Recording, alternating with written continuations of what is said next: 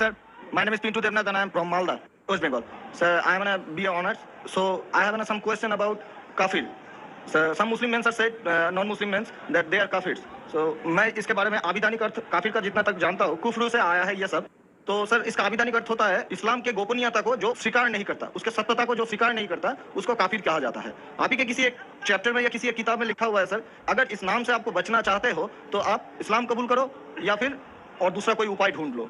ये दूसरा कोई उपाय ढूंढ लो, ये सर मैंने नहीं पढ़ा है, लेकिन मैं ये अपने दिल से बोल रहा हूँ. लेकिन सर काफिर का सब ये जो बोल रहा है, जो इस्लाम के गोपनीयता सत्यता का जो गोपनीयता है, हम जो वो तो हम कभी अस्वीकार नहीं कर सकते, क्योंकि हमारे बहुत सारे मुस्लिम फ्रेंड्स हैं, हम उसके साथ बहुत अच्छे तरह से रहते हैं, बहुत अच्छे तरह से बिहेव करते हैं, फिर भी हमको as a non Muslim why I should call an काफिर.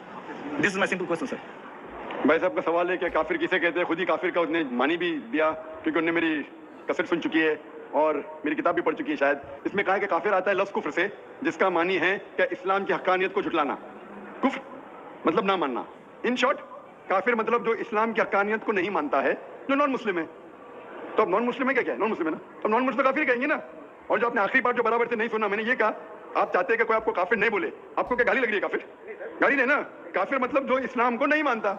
इंग्लिश में बोलेंगे नॉन मुस्लिम. अगर आपको गाली लगती है कि काफिर गाली है, एक चीज अगर आपको लगता है गाली है और कोई आपको काफिर नहीं कहता, इस्लाम कबूल करो, कोई काफिर नहीं कहेगा. ये किताब में लिखा था और कुछ नहीं. हम तो कभी सर इस्लाम के गोपनीयता को या सत्यता को कभी अस्वीकार नहीं किया है ना, हम तो कभी भी नहीं बोले ऐसा, तो हम क्यों काफिर बोला जाए? आप मानते खुदा एक है? हाँ जी. आप मानते कि बुत परस्ती गलत है?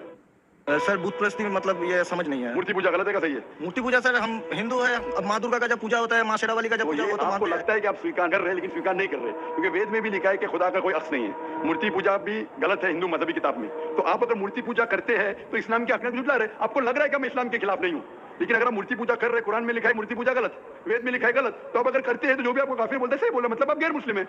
उसमें बुरा लगने की बात क्या है? आप समझ रहे ना? नहीं सर, आप बोल रहे कि मैं इस्लाम की हकीकत को नहीं झुठला रहा हूं. झुठला रहे तो है. आपने बोले मूर्ति पूजा करते मतलब झुठला रही है. अगर सर मैं इस जगह में कहता हूँ कि मैं मूर्ति पूजा को नहीं मानता, तब मैं काफिर नहीं हूँ. अगर आप बोलेंगे मैं एक खुदा में मानता हूँ, नहीं सर, मूर्ति पूजा में नहीं मानता हूँ, एक बात में हम मानते हैं एक बात को, लेकिन सर मूर्ति पूजा का जो बात है, अब शेरावाली की पूजा हो रही है, माता दुर्गा की पूजा हो रही है, वो तो सर झुठला नहीं सकते ना. हाँ, तो ये झुठलाएंगे तो ही आप वेद के करीब जाएंगे, फिर आप कुरान के करीब आएंगे. अगर नहीं झुठलाएंगे मतलब आप करीब नहीं है. उसका मतलब अरबी में कहेंगे काफिर, इंग्लिश में कहेंगे नॉन मुस्लिम, हिंदी में कहेंगे गैर मुस्लिम. अरबी, हिंदी, इंग्लिश में नॉन मुस्लिम.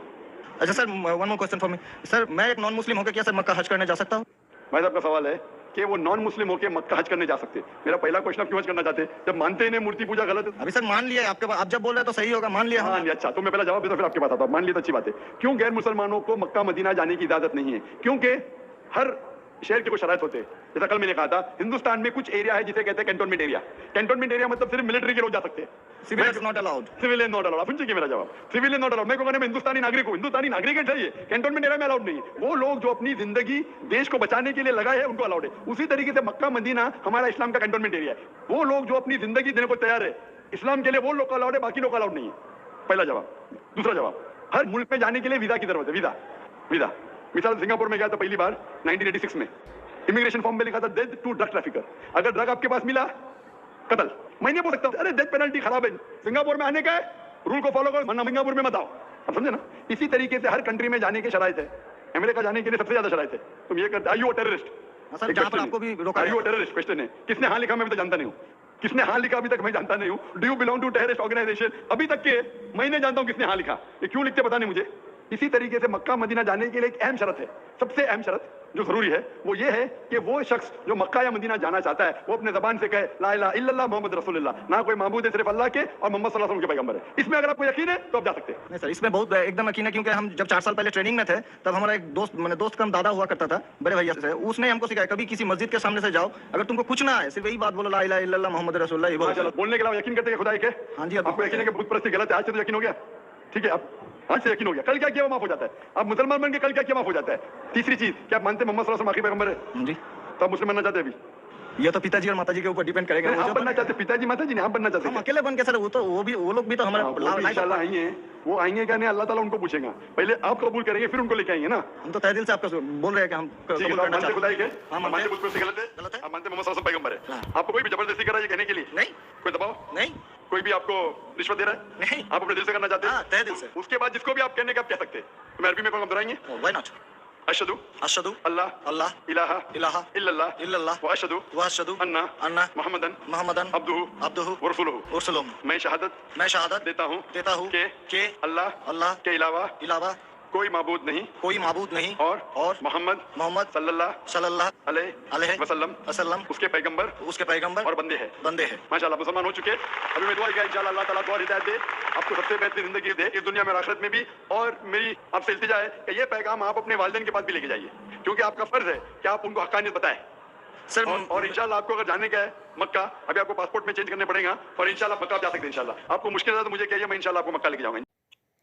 अस्सलाम वालेकुम डियर व्यूवर्स आज की वीडियो आपने देखी तो इसके बारे में थोड़ी सी बात कर लेते हैं। इस हिंदू नौजवान ने ये अपना सवाल किया, दो सवाल किए कि पहला ये था कि कुफर काफिर ना कहा जाए, यानी कि थोड़ा सा इसको इस पे एतराज़ हो रहा था। तो डॉक्टर जाकिर ने यही कहा कि क्या आपको ये गाली लगती है, क्या ये कोई बुरा वर्ड नहीं है, लेकिन सिर्फ इसका ये मीनिंग है कि मतलब जो इस्लाम को नहीं मानता या एक अल्लाह पे यकीन नहीं रखता, जो डिसबिलीवर्स हैं, उनके लिए लफ्ज़ यूज़ किया गया और ये अरबिक लैंग्वेज का वर्ड है। तो इसका ये मीनिंग है, ये डिफ़ाइन करता है। तो इस पे वो मुतमईन हो गए। फिर उसका दूसरा सवाल ये था कि मैं नॉन मुस्लिम होते हुए हज कर सकता हूँ, मक्का जाके हज कर सकता हूँ। तो यानी कि देखिए अल्लाह ताला ने उनके दिल में कैसी एक चाह पैदा की है। लेकिन और उधर खड़े खड़े फिर डॉक्टर जाकिर नाइक ने उनको मुसलमान भी कर दिया। अल्लाह की तरफ से हदायत आई और देखें वो किस तरह मुसलमान हो गया। अब वो यानी कि ही वाज क्वाइट सेटिस्फाइड। तो बस अल्लाह ताला जिसको हदायत दे, और हमें मतलब कभी भी नाउमीदी नहीं रखनी चाहिए। अल्लाह ताला मतलब देखें कभी भी कुछ भी अच्छा हो सकता है आपकी लाइफ में। तो उम्मीद है कि आपको ये वीडियो पसंद आई होगी। ऐसी और वीडियोस देखने के लिए हमारे चैनल को सब्सक्राइब कीजिएगा, वीडियो को लाइक कर दीजिएगा। आपका बहुत शुक्रिया। अल्लाह हाफ़िज़।